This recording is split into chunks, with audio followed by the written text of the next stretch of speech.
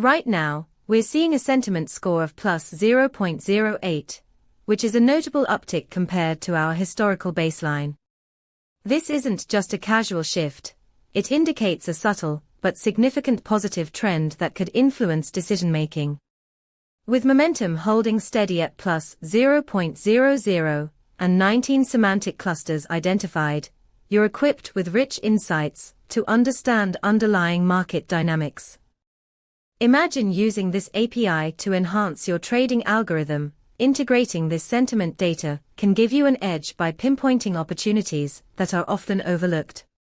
Our API returns a structured sentiment analysis, providing you with actionable insights derived from the latest financial discussions. Ready to leverage this data in your projects?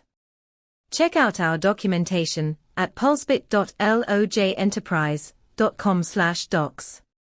Let's build something great together.